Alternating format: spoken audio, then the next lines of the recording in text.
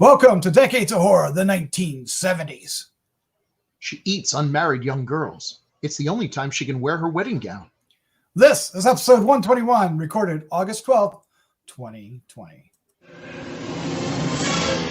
Gruesome Magazine. Hi, I am your host, Doc Rotten, and this is a podcast about horror films released between 1970 and 1979. Each episode, my co-host Jeff Mohr and I will tackle another classic, or not so classic, film from this wondrous, groovy, gory, and influential decade. All right, with me this week, of course, is my co-host Jeff Mohr. Jeff, how you doing, sir? I'm doing great. From now on, I think I should be referred to as handsome. Chad should be baby, and Bill can be Teach. Yeah. Teach. I like that. I'll just be Doc. And Doc can be head cheese. Head cheese? Head cheese. No, I'm not going to be head cheese. I like head cheese. Go ahead. We're talking about Hause tonight from 1977, also known as what, Hausu? Yes, this is a Toho film and may just be the craziest film we have ever reviewed here on Decades of Horror 1970s. Remains to be seen. Oh, man. But also joining us tonight is the one and only Bill Mulligan, writer, director, special effects guru, and all-around nice guy. How you doing, Bill? And his cat. One of my cats. That's appropriate for tonight. Run if her eyes turn green. That's right. Run in general. She's a demon. Demon. I'm doing fine. Yeah, we're getting ready to reopen the school, virtual learning, and it's hectic. So, yeah. That's right. Teach it is. All right. It is. Also joining us tonight is Chad Hunt, my good friend. He's comic book artist and co-host of Decades of Horror, the classic era. Chad Hunt, how you doing, sir? I'm coming down off the acid that I had to drop to understand this movie. Yes, you did. Oh my gosh. It was just mushrooms here, mushrooms there. Watch this movie. We don't care. It is just, I don't know what I'm doing, but this movie is nuts. I don't think I've seen a lot of crazy, insane films. This one still may take the cake.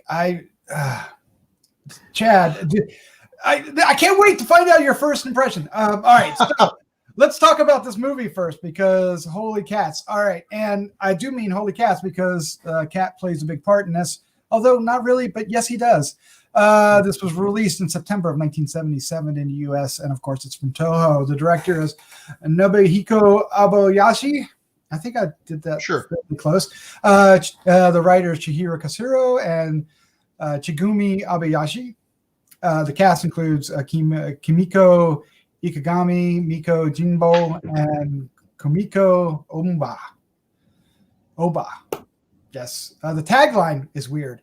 The tagline goes, "The house is calling you to come back home and marry me." I don't get the last part, but I'm sure it's in there somewhere, and it just went over my head. Lost in translation. Yes. Perfect tagline for this movie.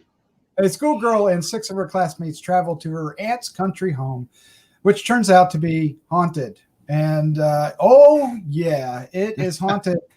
But quite possibly unlike any other haunting ever recorded on film. So this is going to be interesting. Chad is over there. What the hell did I just watch is what he's got on there. So we've got to start with Chad. So Chad, tell us, when was the first time you saw this and what was your reaction, your first impression of Hause? Yesterday was the first time I saw it. And holy shit.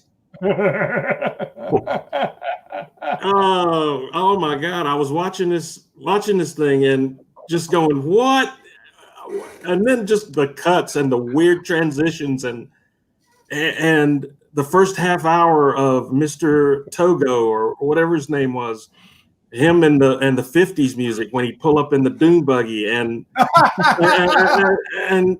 girls with weird names that were archetypes more than they were names.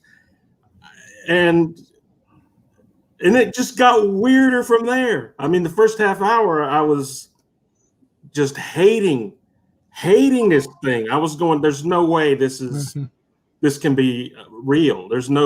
I don't understand where it's going. I made a terrible mistake of going through when watching this I just went in blind. I didn't read up on it. I did not read anything about the director, the screenwriter, story, anything like that. I just said, I'm just going to go into it. And surprisingly, when it started and I saw that it was from Toho, I was like, cool. They did some good horror movies with the Bloodthirsty trilogy and some of those that I really like. This is going to be great. And by a half hour in, I'm going. And it felt like I was on drugs, but I was not on drugs. So it's the narrative of it started to cohese a little bit as it goes on, and I was still just going, what the hell's going on here? It wasn't until after I watched it and I started reading about it that I kind of had a little about this much insight as to what's going on, and I found myself really kind of intrigued by it, and wanting to go back and watch it again. But holy crap, when you said this could be the strangest movie we've ever reviewed, you ain't ever lied, Doc. You ain't ever lied, as far as I'm concerned. It was just, oh my God, it's something to watch. It's something to watch. I've never seen anything like this in my life. Oh man. And you haven't even touched on all the craziness yet. No. All right, let's find out what Bill Mulligan thinks. Bill Mulligan, what is your first impression of Hause, and when did you first catch this masterpiece? So, a few years ago, I did a panel at a cosplay convention on weird Japanese movies. And so I knew a lot of weird Japanese movies, but they were mostly things from the 60s and earlier. So I started looking up more recent ones that I might have missed. And this one, if you type in weird Japanese movies, top of the list. Yes, this definitely comes up. I was able to find lots and lots of bits and pieces and animated GIFs and just all kinds of cool things. So I kind of had a flavor of just how nuts it was, but it really wasn't until a couple. Bill, what happened? What? I saw his cat's eyes flashing. I know you're going all Hause on us. Oh no! What was I saying? What was I saying when I disappeared? You were just blabbering away. Yeah, you were just blabbering away. Cosplay. You were at a cosplay. Yeah, you were at a cosplay thing, and you watched. I was at a cosplay convention doing a panel on weird Japanese movies. So I looked up weird Japanese movies, and all of them had as number one on the list Hause.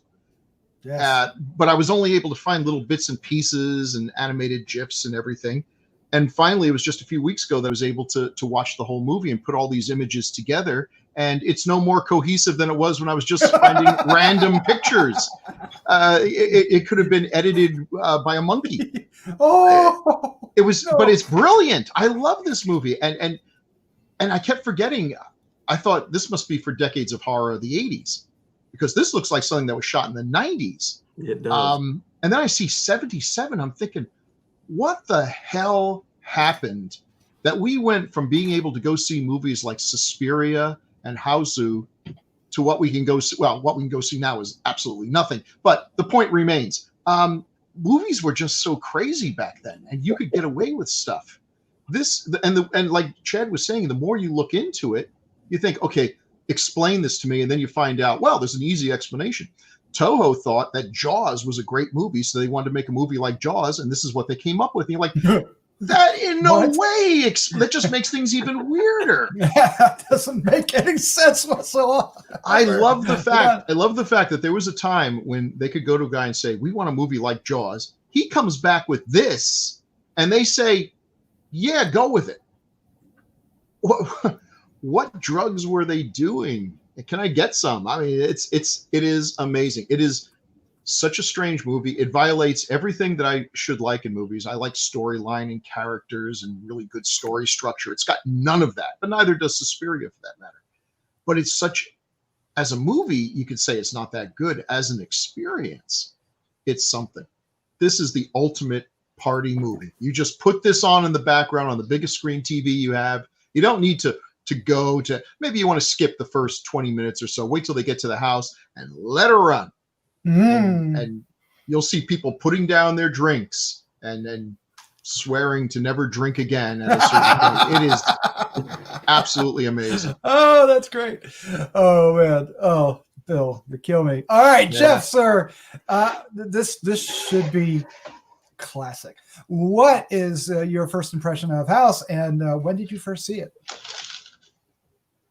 What did Chad say? I couldn't believe what I was watching. No, I heard the reputation, but I had not seen it. It's been out there available for streaming, and I kept thinking I was going to pick it for 70s, but I wanted to watch it before I did, and never quite got there. And then this came up, and then I did what I often do. I ordered the Criterion, and I would highly recommend that to people, because unless maybe you can find this someplace else, but there's a 45-minute documentary. Oh, wow. Oh, About, I think it's called Constructing the House or something like that, or Constructing House, with it's almost all Mr. Obayashi and some of the writer is it Katsura, Mr. Katsura, a little bit of the guy that did the music, and some of Mr. Obayashi's daughter, who played a big part of this. Nice. But anyway, it explains the whole epic journey of this finally making it to the screen. And it wasn't quite as straightforward as they said do Jaws and then he did this. Yeah. But anyway, this thing is insane. So I watched it the first time. It was kind of like Chad. It was sort of like, I got no idea what's going on. There's a couple places you don't have to miss very much. In the first place, you don't know what's going on anyway. And then if you miss a couple of lines here and there, you have even less idea what's going on. And so a lot of times I was just kind of go, wait, what? Where? How? Where? So anyway, I by the time it got done, it just goes so, it kind of gradually goes more and more off the wall. You know, it's like they speed up the merry-go-round, starts going faster and faster. Yes. It just starts flying at you. But yeah, and so after I watched that documentary and then watched the film again, then it gave it a whole new kind of picture, right? A whole new view, which was interesting, I thought. So anyway, I enjoyed the heck out of it, and I'm glad I bought the Blu-ray. I told Doc, he told me when we were doing this, and I said, "Oh, good, I got just enough time to buy the Blu-ray." Just enough time. Oh, that's amazing. Yeah, so I've seen parts of this film before, but I never really sat down and watched it like I did this week. You know, really paying attention and trying to absorb it instead of just like catching the highlights. I think the last time I watched it was like I was so like Chad, it's like, I don't understand anything. And I just, watch the head fly around, watch the skeleton dance with the lady. And, okay, this is cool, but I don't get it. So this time, I'm kind of paying attention, trying to weave the narrative together. That's a mistake. Don't do that. Don't do that. There is a narrative. It just doesn't matter. But I did discover a lot of interesting things with this film as I'm watching it. And it's usually the background. There's always something going on. They stop on the way to the house. They have to walk like forever after the bus stop, which has a really interesting scene, by the way. There's like this billboard of this sky. So you get a shot of them. It looks like they're in one thing, but they pull back and it's just a billboard there. And it's like in a big open field. But anyway, they stop at like a little farmhouse on the way, and there's a guy selling watermelons. These big, huge, round ass watermelons. And when he's talking about them as they leave, a watermelon over his shoulder is yakking with him. And I don't know if you caught that, right? And then the watermelon's going, like a puppet. And I'm like, wow, I'm really tripping. And then I later on, when she's playing the piano, the skeleton's in the back going like this, right? And there's just all kinds of things happening. When they're in the basement, there's all kinds of crap moving around and changing on them, and there's just this movie is just so imaginative and bizarre, from cuts to weird special effects that don't make any damn sense to cats with laser eyes, floating heads. Yeah. So let me just show you a picture of a floating head. So this is what I'm talking about. She can't find who is this? This is Mac, right? That was Mac, yeah. Yeah. So they can't find Mac. And Mac had put a watermelon in the well because that was, a natural refrigerator, air quotes, and they pulled Mac out, and that's Mac. And later she tries to bite her on the butt. But that's kind of funny. I think that's fantasy, right? That pulled her up. Right. Yeah. But it's kind because of nobody ever believes her because she's always making stuff. Right. So this is the scene I was telling about when they get off the bus stop. There's this thing. It makes it look like they're in this picturesque thing, and you pull back and it's just a big field. It's just bonkers. But this is the cast once we get to the house, and you've got the aunt, who is amazing, by the way, and then all the girls. Gorgeous is the lead. I think that's her, right? Gorgeous. You got Kung Fu. I'm not sure which one Kung Fu is. Kung Fu is the one the foreground on the right. Right here. This is Kung Fu. Yeah, All right. Mac has the watermelon. Yeah. Prof has glasses. Right. Prof. Gorgeous is behind Auntie, and I can't remember the other one. Yeah, because you got Sweet and Melody. Yeah. Melody. Yeah. And do we say fantasy? Yeah, we did. Kung Fu. Yeah. Anyway, you get the idea. It's just bonkers. But there's a lot of fun to what's happening. And it is truly a unique experience. Yeah. I don't know if you're watching it, what kind your reactions will vary. Let's just put it that way.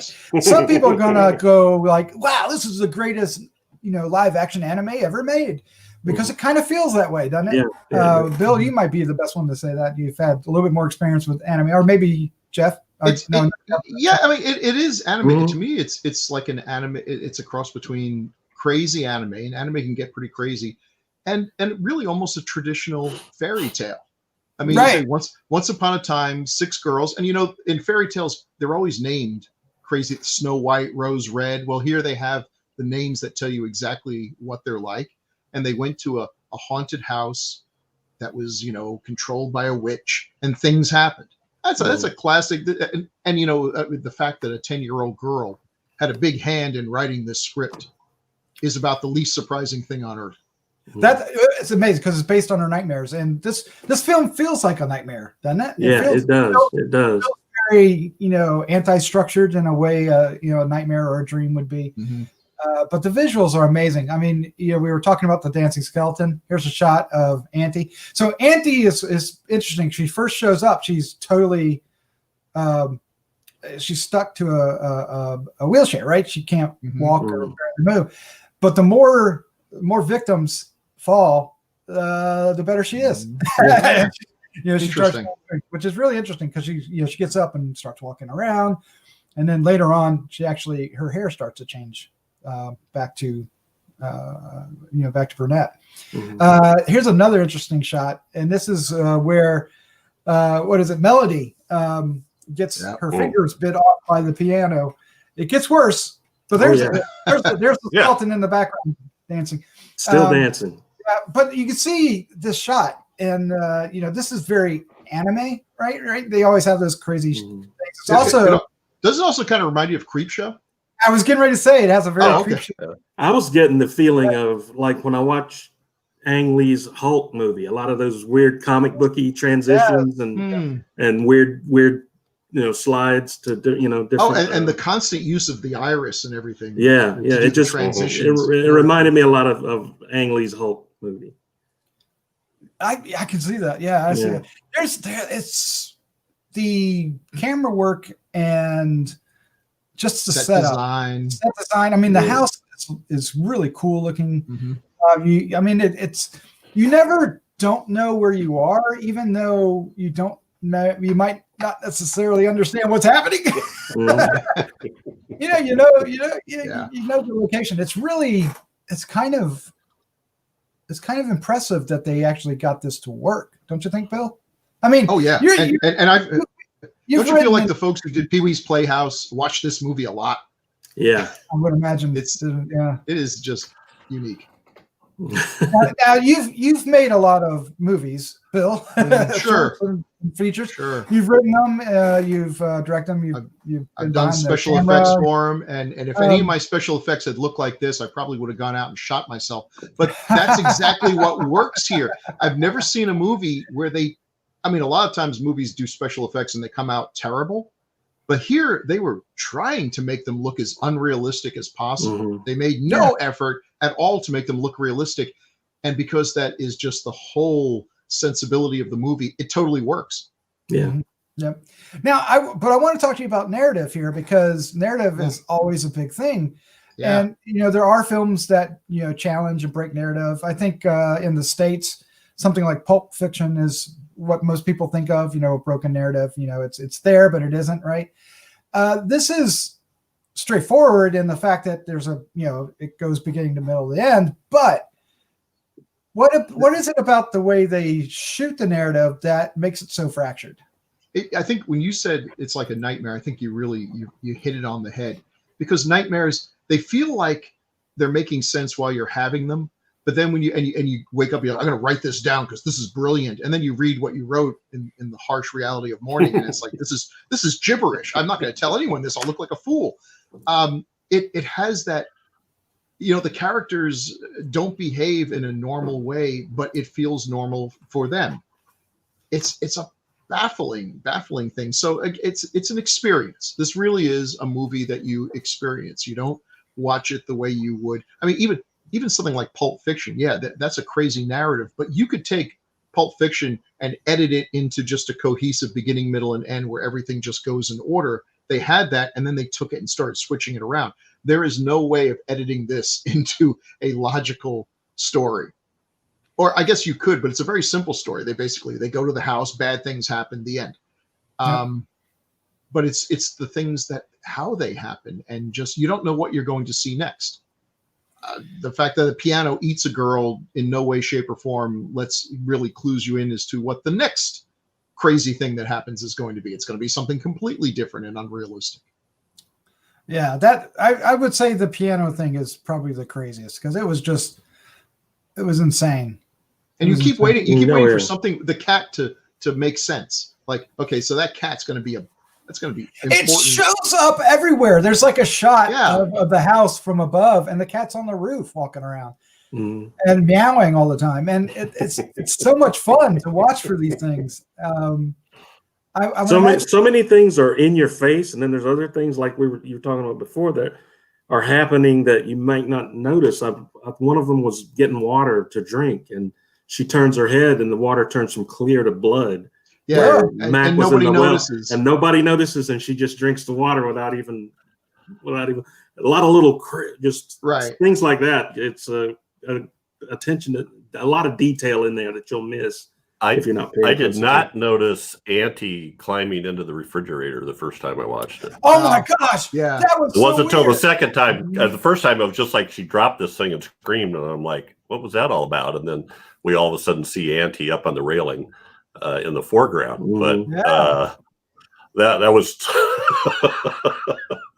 and the other one that I've absolutely loved is when Mac takes the watermelon out, lowers it down into the water, and nobody ever sees her again, right? And Fantasy goes out, raises the watermelon up, and it's Mac's head, which bites her in the butt, and then falls back down the well. So then she runs in, tells everybody goes out to look, and it's the watermelon again. So they cut the watermelon up in pieces, and they're all sitting around eating the watermelon. And then Fantasy's keeping her eye on Auntie, and Auntie looks at her, opens her mouth a little bit, and there's an eyeball in her mouth looking around. I'm like, it was back. It's does it a couple times. Oh, yes. Man. God, it just has that dreamlike quality to it. My wife kept commenting every time the girl's stepmother that shows up at the beginning and end. Every time she's there, she's beautiful, and a wind that affects nobody else is always blowing on her and making her scarf billow. Yeah, and that's how a kid thinks of things, you know, when you think of, oh, and then that my stepmother showed up and she was evil but beautiful. How do you know she was beautiful? Well, the wind would keep blowing her hair, and she like just walked in slow motion. It's such a cliche, but it works. It's how a child would see it. Movie like this. Yeah, exactly. It's how a child would see things, and that I think that's what they were going for too, is looking at those things through the eyes of these kids, you know. And I think that was one of the things that I was reading about, that he was interested in after Hiroshima, how the generation after that would react to things, and how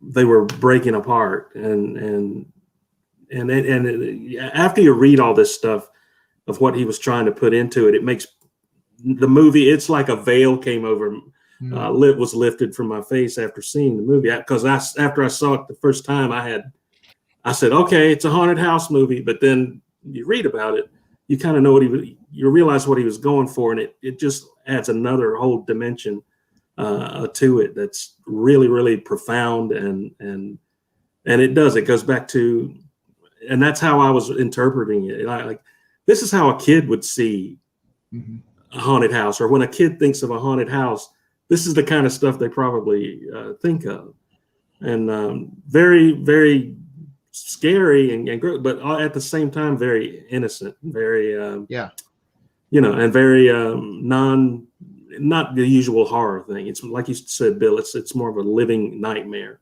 type thing. Yeah, a lot of Japanese horror monsters are, you know, more fantasy based. You know, what is it? The yokai wars. Yeah.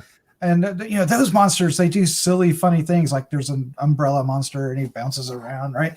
They all look strange and weird. And this has that kind of feel to it as well. I would imagine that this is built upon that bizarre narrative or bizarre actions thrown in. But this one just takes it so far. It just takes it just out to the stratosphere. It's so crazy. So crazy. I can't imagine. I'd love to see that 45-minute documentary. Yeah, I like to see that too. Might be worth getting the Blu-ray. It's pretty interesting. He was born on Hiroshima, and he said that he lost a lot of friends in the atomic bomb, but he doesn't talk about his experience of that. So I don't know if maybe they had moved by then, but then a lot of his friends had died from that. So that definitely came from it. But I was thinking of the aunt and her fiance, who then goes off to war. Right. And when Gorgeous is telling her friends about it, they just romanticize the heck out of it. Yeah. You know. Yeah. Oh, I thought that was a really really... Men are so strong and manly back then. Oh, I'll bet he was manly. You know, and you know, some of that might be translation, but still, it made the point. That was a big thing. They were manly, and they really romanticized that whole thing. And then they were shot. Although he doesn't get shot, but he never comes back from the war. Anyway, that was a very the whole thing leading up to it was like kids romanticized. You mentioned Pee-wee's Playhouse, that whole where Mr. What was his name? Mr. Togo, their teacher, when he gets up in the morning to leave, it's like Sesame Street or something. Stop motion animation of him spinning around. And I thought that was a real. He's working on a TV set somewhere for real. Yeah. I mean, in the movie, I thought that was part of the story, but nope. It's just another day in the life of Mr. Togo. Well, is he the guy who falls down the stairs? Yeah. Yes. Yeah. The girl at the shoe store was Obayashi's daughter. That helped. Oh, okay. Got the idea from Chigumi, I think that was her name. Anyway, I like the name of his shoe store, Shoemaker. Yeah. That's again the fairy tales. You just here's everything. Here's the setup, Shoemaker, blah blah blah, and off we go on the story. Those guys that kind of follow him around and sing the narration while things are happening. Let me talk about the music for a minute. I swear that one melody they kept on playing. It's like this just reminds me so much of My Chemical Romance, the opening piano theme to Black Parade. Boy, they played that a lot. You heard that a lot. Well, the guy that and then you find yourself humming it after the movie, which is aggravating. The guy that did the music is the Watermelon Man. Oh, really? Really nice. And there was actually two people that did the music. He did the basic recurring theme, and then somebody else, a member of some pop group at the time, I forget what the name of it was, Go Diego, I think was the name of the pop group, wrote some of the piano stuff. So anyway, there's a lot of that in here. The director shows up, when they get on the train at the beginning, all the girls are getting on, and there's a woman there standing kind of in their way, and her husband's outside telling her goodbye, kind of, and they don't want to separate. That is Obayashi. That's the director on the outside. Oh, okay. Ah, okay. All right. Well, Bill. Yes. One last question here, and Sure. Everybody can chime in, but I'm going to start asking you first. Who is this film made for? Is it made for kids to enjoy, or is it made for adults to have a trippy experience? Who's the target audience? I was thinking about this. I'm going to wait till my grandkids are about the age of the little girl who wrote this, 10 or 11 or so, and show this to them and see how they react to it. I mean, it's got nudity and it's got violence, but it's such cartoony violence. And look, if they're related to me, they've probably already seen Shogun Assassin by now. So whatever. Oh my! My ex-wife was not happy with me when she heard that information. But they loved it. It's a great movie. Anyway, I don't know. I mean, it's if you don't like this movie, it doesn't mean there's anything wrong with you. It's one of those. You get it or you don't. And it doesn't necessarily mean that you're not cool or anything. But if you do get it, you are pretty cool. So there's that. I like that. It's a one of a kind movie. I don't know that I would want to see a sequel or a whole lot of movies made in this manner. Some movies are their own thing, and if you try to imitate them, it's just not going to work. I remember when I saw Sin City, I was like, oh man, I hope they make a lot of movies like this. And then they made a few like that. And I'm like, you know what? Sin City 300, that's enough. We don't need to keep doing this.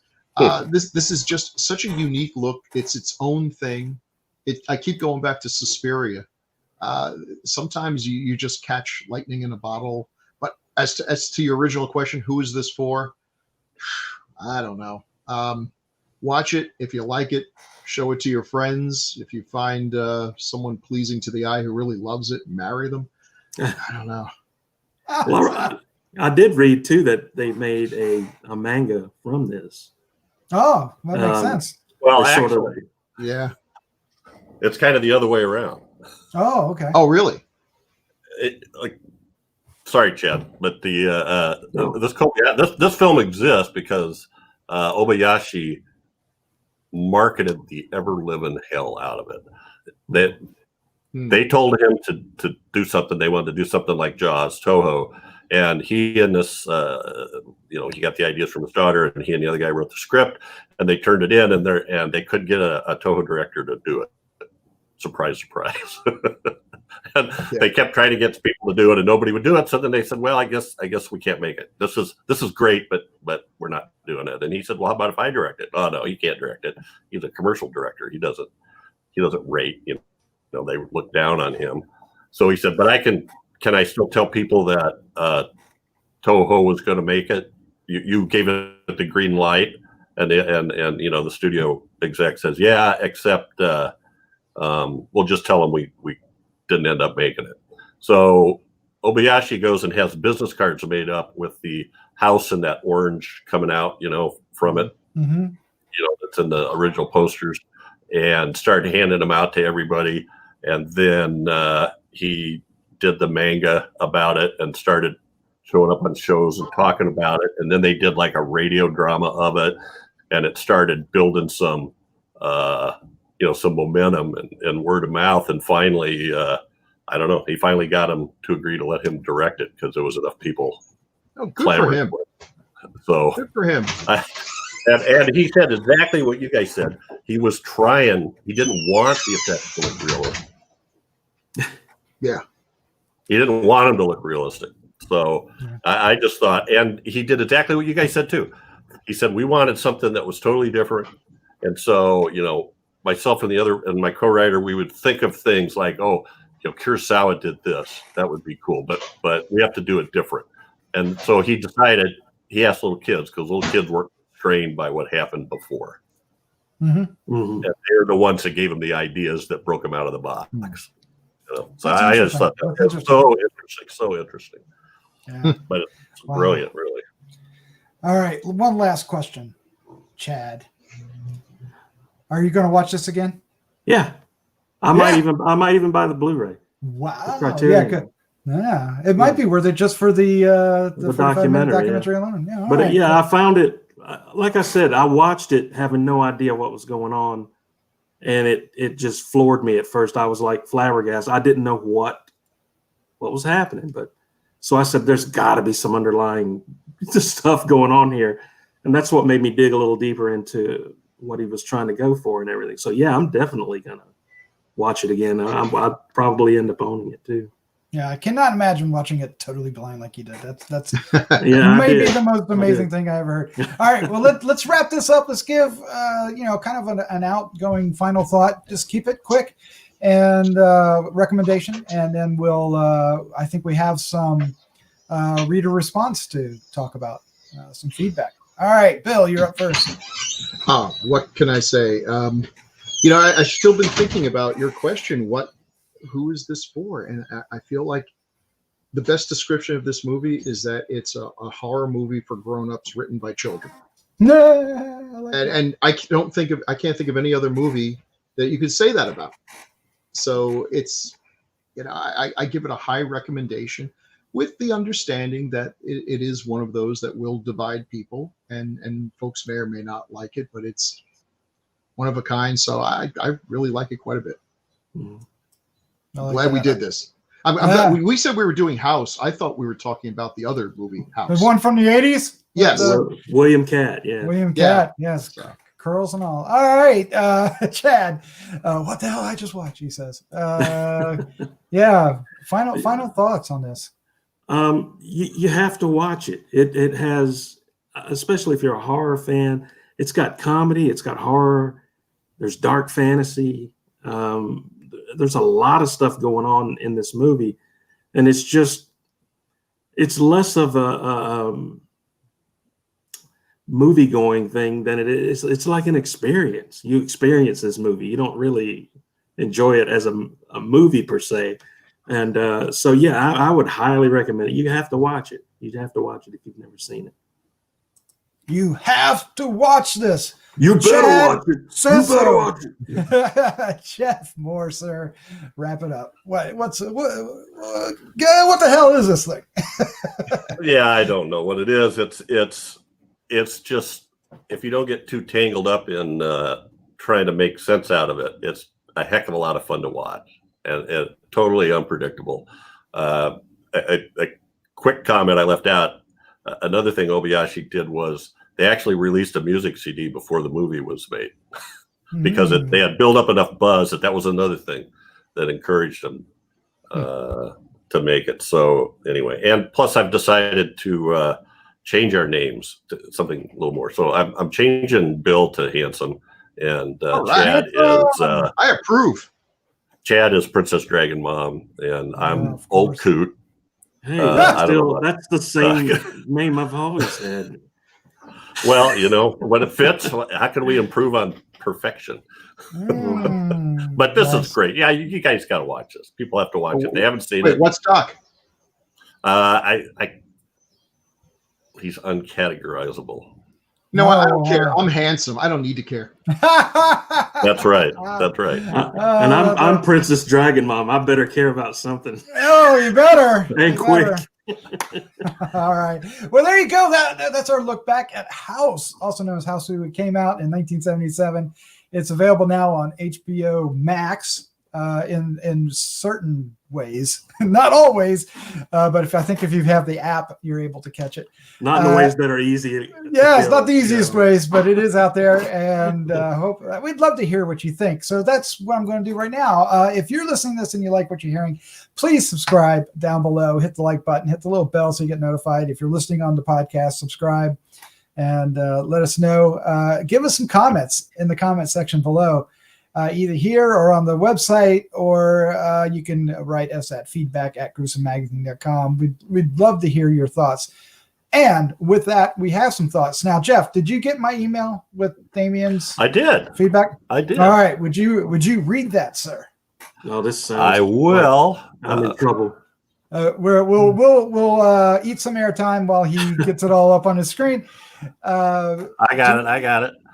Well, before you do that, I was going to say, do we know what we're doing next week? Do we know? Because we'll forget if we don't do it right now. Yeah. We do know.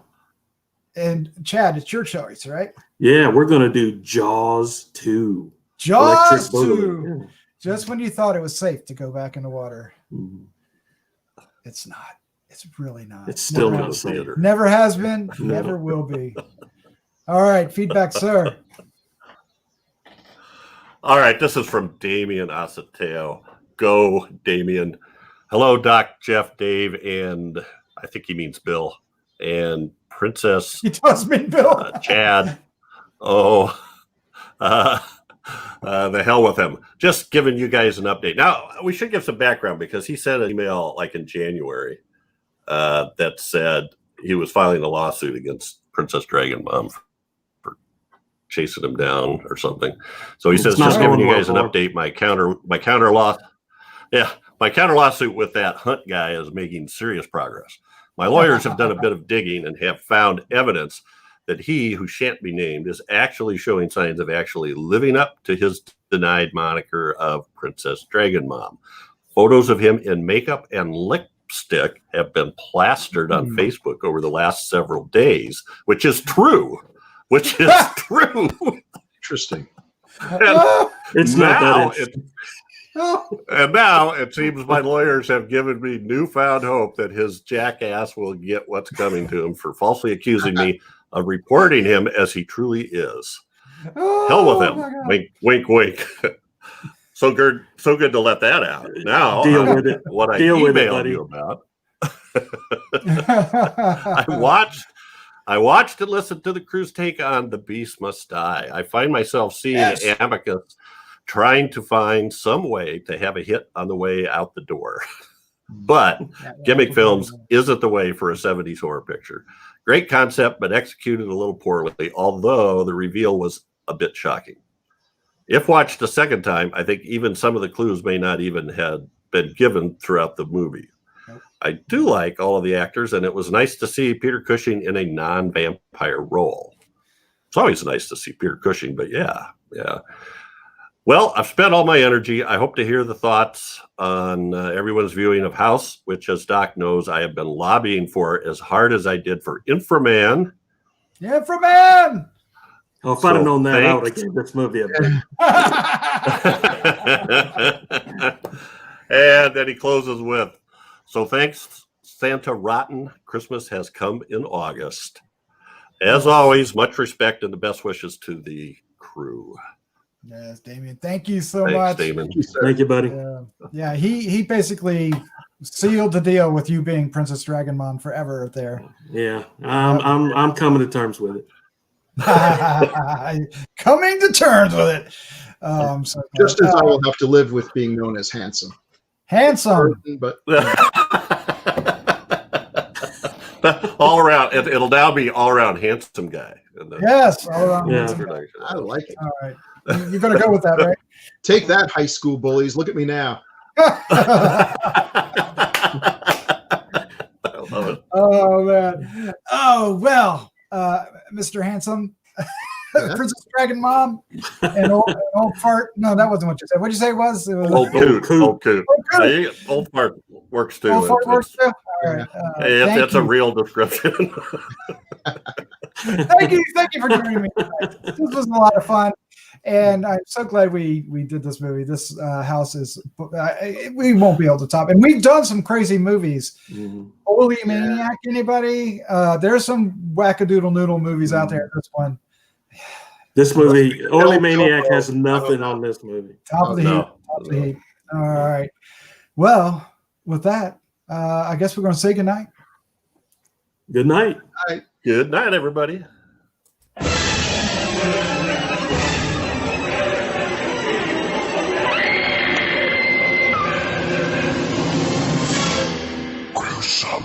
Magazine.